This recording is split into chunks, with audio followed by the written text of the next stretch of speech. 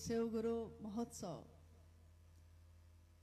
जो यहाँ आयोजित हुआ, बहुत वर्ष पहले एक बार और हम लोग यहाँ आए थे, और उससे भी बहुत वर्ष पहले इस धरती पे हमारे साहब और दीदी माँ खुद आए थे। उस समय चंद लोग थे, गिने चुने, और शिव का संदेश उन्हीं लोगों के बीच उन्होंने कहा। आज गोरखपुर की धरती पे असंख्य लोग हैं शिव के शिष्य, लेकिन उस समय जब वो आए तो काफी कम, क्योंकि शुरुआत थी वो। अभी थोड़ी देर पहले एक विषय आया और गुजरा, शिव की शिष्यता की पृष्ठभूमि, व्याप्ति और उसका प्रयोजन। थोड़ी देर के लिए पहले हम लोग इस पे बात कर लेते हैं, क्योंकि मैंने भी शिव को अपना गुरु बनाया है, आप सबने भी शिव को अपना गुरु बनाया है। शिव के शिष्य मत्स्येंद्र नाथ जी ने भी शिव को अपना गुरु बनाया था, उनके शिष्य गोरक्षनाथ जी ने भी बनाया था। और एक दिन ऐसा भी हुआ उनके जीवन में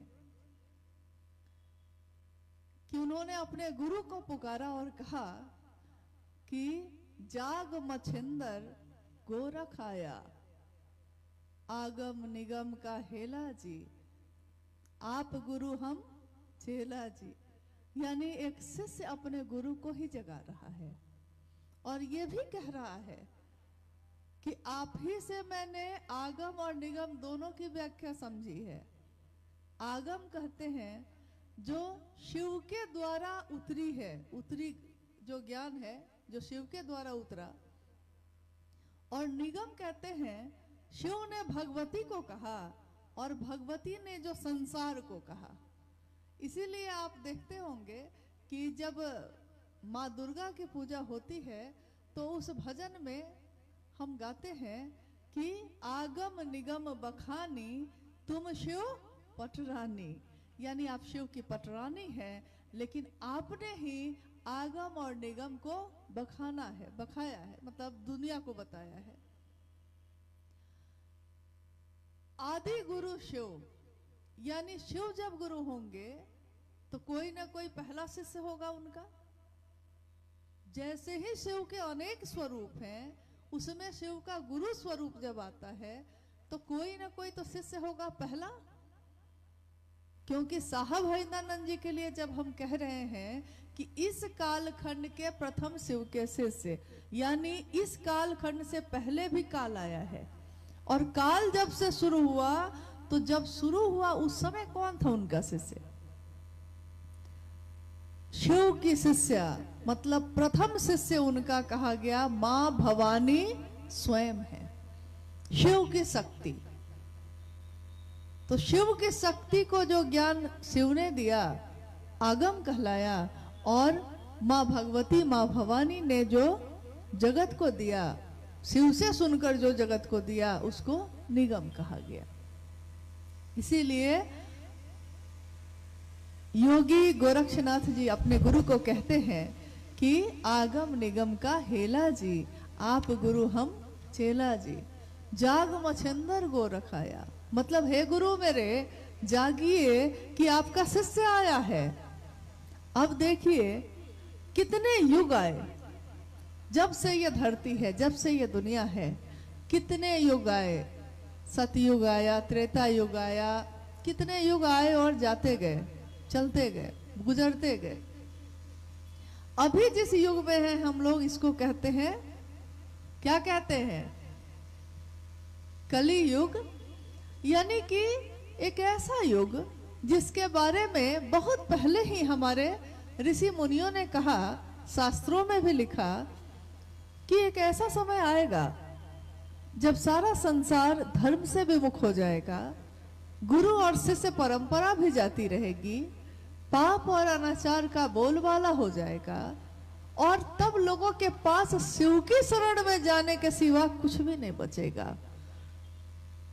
तो चंडी और महेश की ही पूजा होगी। देखिए कैसे घटनाएं घटती हैं। सन 1948 में 31 अक्टूबर को, आपसे थोड़ा नजदीक में ही है, बिहार का एक जिला है सिवान। सिवान जिले में अमलोरी नामक ग्राम में साहब श्री हरिंद्रानंद जी का जन्म हुआ 31 अक्टूबर 1948 को। जिस दिन उनका जन्म हुआ उस दिन दीपावली मनी। अभी जब हम लोग रास्ते में थे तो मंडल सर ने कहा कि जब जानते हैं जब मेरा जन्म हुआ था 2 दिन पहले, वो कह रहे थे कि जब मेरा जन्म हुआ तो खेत में आग लग गई थी। रोशनी तो उससे भी हुई थी, आग लग जाएगी तो रोशनी होगी ना, लेकिन उस रोशनी से किसी का भला नहीं हुआ। और देखिए साहब का जन्म हुआ तो उस दिन भी रोशनी हुई, दिवाली की, दिए की, लेकिन उस रोशनी से आज पूरी दुनिया रोशन है। यानी शिव का ज्ञान दुनिया के लोगों तक पहुंचाने का काम जिन्होंने किया, उनकी बात हो रही है। धीरे धीरे उनका जीवन आगे बढ़ा। उनके पिता डॉक्टर विश्वनाथ प्रसाद सिंह और मां राधा देवी। उनके पिता उस समय बिहार के, उस समय बिहार झारखंड सब एक ही था। उनके पिता उस समय एजुकेशन डायरेक्टर थे, यानी शिक्षा जगत के एक बड़े पदाधिकारी। स्वाभाविक है जिस घर में शिक्षक हो या शिक्षा का बोलबाला हो, उस घर का बच्चा होता है जो, उससे हम लोग को उम्मीद बहुत होती है। हम सोचते हैं शिक्षक अगर कोई है वो भी सोचता है कि मेरा बच्चा अगर अच्छा नहीं पढ़ा तो दुनिया मुझ पे हंसेगी। और साहब हरिंद्रानंद जी के पिता तो बड़े शिक्षा पदाधिकारी ही थे। नतीजा वही हुआ, इतने बड़े पद पे वो स्वयं थे। उनकी इच्छा थी कि उनका बड़ा पुत्र शिक्षा जगत में बढ़िया से पढ़े और एक बड़ा पदाधिकारी बने। सामान्यतः हम माँ पिता जो होते हैं उनकी यही इच्छा होती है, लेकिन भविष्य के गर्भ में क्या छिपा है कोई नहीं जानता। समय बीतता गया, स्कूल की पढ़ाई भी चल रही थी और उनके पिता की पोस्टिंग, तबादला जगह जगह 2-3 वर्षों के बाद हो जाता था।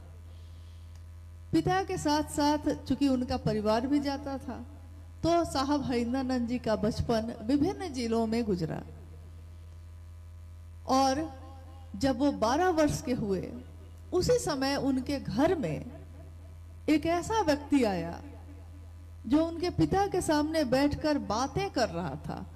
और बालक हरिंद्रानंद जी 12 वर्ष की उम्र में उसके पास से गुजर रहे थे, अपने घर में गुजर रहे थे। उन्होंने देखा कि जो व्यक्ति उनके पिता के सामने बैठा हुआ है वो कोई कागज अपने हाथ में रखे हुए है और बाईं अपनी बाह पे उसको रगड़ता है, और जब रगड़ता है तो उस पे शब्द उभर कर आ जाते हैं। ये चमत्कृत हो गए। एक बच्चे को समझ में नहीं आया कि कागज पे तो कुछ भी लिखा हुआ नहीं था, फिर जब ये बाह पे रगड़ता है तो कागज पे शब्द कैसे आ जाते हैं। तो वो रुककर थोड़ा देखने लगे। बाद में पता चला कि वो व्यक्ति शिक्षक भी हैं और कुछ दिन उनके घर में रहेंगे साहब हरिंद्रानंद जी को पढ़ाने के लिए। इनके मन में एक ललक पैदा हुई। इनको लगा कि आखिर ये व्यक्ति कौन है और ये जो कर रहा था इसको क्या कहा जाता है। तो वो उस व्यक्ति के पीछे पड़ गए। उसने इनको बताया कि इसको चमत्कार कहते हैं। अब बच्चा जो थे ये, तो इनके मन में ललक पैदा हुई कि मैं भी चमत्कार सीखूंगा। और इसके कारण उन्होंने पहले तो उस व्यक्ति से सीखना शुरू किया। फिर इनके पिताजी को पता चला, उस व्यक्ति को बैग उग पैक करके भेज दिया गया। अब आया साहब के जीवन में वो मोड़ जिसने उनको शमशान साधना की तरफ मोड़ दिया। शमशान की साधना, अघोरी, कापालिक, ऐसी बात हम सुनते हैं, देखते भी हैं, लेकिन हम सोच भी नहीं पाते कि हम भी उनका जीवन जी पाए। क्योंकि अगर हमको आपको कह दिया जाए कि शमशान के बगल से जाना है, तो दिन में भी जाने से हम डरते हैं। किसी को साथ लेकर जाते हैं और डरते हैं कि पता नहीं मुझको क्या पकड़ लेगा, तो डर से शमशान के बगल से भी नहीं गुजरते। और 12 वर्ष की आयु में एक बच्चा शमशान साधना करने लगा। शमशान में उस आधी रात में अकेले बैठे हुए, कैसा मन होगा उनका। और समय बीता, धीरे धीरे उनके मन में ये जो बेचैनी थी बढ़ने लगी। कुछ भी सीख लेते थे लेकिन मन की प्यास नहीं बुझ रही थी। लगता था कि कुछ छूटा हुआ है, अभी भी प्यास लगी है, अभी भी कुछ पाना बाकी है। और ऐसा करते करते आगे का उनका 14 वर्ष का जीवन और गुजर गया। इस बीच में बहुत लोगों को उन्होंने अपना गुरु बनाया और बार बार धोखे खाए। ऐसा नहीं है कि हर शरीरधारी गुरु धोखा देता है, ऐसा नहीं है।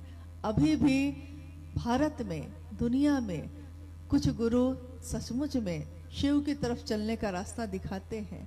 लेकिन जिस तरह की दुनिया का स्वभाव हो गया है, तो शरीरधारी बहुत लोग गुरु बनकर मुखौटा चढ़ाकर धोखा भी तो देते हैं। संजोग ऐसा हुआ कि साहब हरिनानंद जी का जो वास्ता है अक्सर वैसे ही गुरुओं से पड़ा जहां उनको छल मिला, धोखा मिला। अगर एक व्यक्ति को बार बार धोखा मिले तो धीरे धीरे उसका मन टूटने लगता है, लोगों पर से विश्वास उठ जाता है। एक कहावत है कि दूध का जला हुआ मट्ठा भी फूंक फूंक कर पीता है। अगर दूध से मुंह जल जाए तो मट्ठा का सफेदी भी हम देखते हैं ना, तो हम डरते हैं उसको पीने से। क्या पता ये भी गर्म होगा, क्या पता इससे भी मुंह जल जाए। तो दूध का जला मट्ठा भी फूंक फूंक कर पीने की जो कहावत है, यह चरितार्थ हुई साहब के जीवन में। अब उनको किसी पे विश्वास नहीं था, न गुरु पे, न सदगुरु पे, न ईश्वर पे, न किसी व्यक्ति पे। पूरी तरह अविश्वास से भरा हुआ मन, हर जगह से टूटा हुआ और हताश मन। और उस मनोदशा में उन्होंने शमशान साधना में ही सन 1974 में बिहार में एक जिला है आरा, जहां गांगे शमशान में वो उस रात जब साधना कर रहे थे, अचानक उनका मन टूट गया पूरी तरह। लगातार ये बर्दाश्त करते करते अब वो टूट चुके थे। उनके मन ने सोचा कि पिछले 14 वर्षों से मैं यही कर रहा हूं, न जाने कितने लोगों को अपना गुरु बनाया, लेकिन किसी ने भी सही रास्ता नहीं दिखाया, सबने धोखे दिए। और उसी समय उनके मन में, शमशान की उस आधी रात में, उनके शांत मन में एक विचार कौन था। विचार हमारे आपके मन में भी आते हैं बहुत तरह के, लेकिन विचार आते हैं और टूट जाते हैं। कभी विचार आता है घर बनाएंगे, कभी विचार आता है जमीन खरीदेंगे, कभी विचार आता है कि ये काम करेंगे, कभी विचार आता है वो काम करेंगे, लेकिन विचार आते हैं और टूट जाते हैं। साहब हरिनानंद जी के मन में जो विचार आया वो टूटा नहीं, खरा रहा, ठहरा रहा। और ये विचार क्या था? उनके मन ने सोचा, मेरे पिता कहते हैं मेरी मां को कि मलकिनी, ईश्वर शिव के कहल जाला। ईश्वर किसको कहते हैं? शिव को कहते हैं। और अक्सर ये श्लोक उनके घर में गूंजता था, गुरुर ब्रह्मा गुरुर विष्णु गुरुर देवो महेश्वरा, गुरु साक्षात पर ब्रह्मा तस्मै श्री गुरुवे नमः। ज्यादातर लोग समझते हैं कि शायद इसका ये अर्थ है कि गुरु ब्रह्मा भी हैं, गुरु विष्णु जी भी हैं और गुरु महेश जी भी यानी शिव जी भी हैं। लेकिन इस श्लोक का ये अर्थ नहीं होता। इस श्लोक का ये अर्थ है कि गुरु, जो भी गुरु होते हैं, उनमें ब्रह्मानी शक्ति होती है, यानी उत्पन्न करने की, पैदा करने की। वैष्णवी शक्ति होती है, यानी जीवन को चलाने की, और महेश की शक्ति होती है, यानी लय हो जाने की, खत्म हो जाने की। पैदा हुए, रहे और फिर एक दिन खत्म हो गए। गुरु में ये तीनों शक्तियां होती हैं। यहां तक कहा गया कि गुरु साक्षात पर ब्रह्म होते हैं। गुरु क्या है? तो परम ब्रह्म, यानी कि परम सत्ता किसको कहा गया? वही शिव का अंश हमारे अंदर आया, आपके अंदर आया, तो मनुष्यात्मा कहा गया, जीवात्मा कहा गया। और वही परम सत्ता में जब है तो उसको महेश्वर कहा गया, परम है जो। तो ये पंक्ति के गूंजते ही साहब के मन ने ये सोचा कि जब गुरु में ये सारी चीजें होती हैं और गुरु ईश्वर होते हैं, और ईश्वर तो शिव को कहते हैं, तो उनके मन ने सोचा कि जब शिव को ईश्वर कहते हैं, वो शिव ही, वो भगवान ही, गुरु क्यों नहीं है?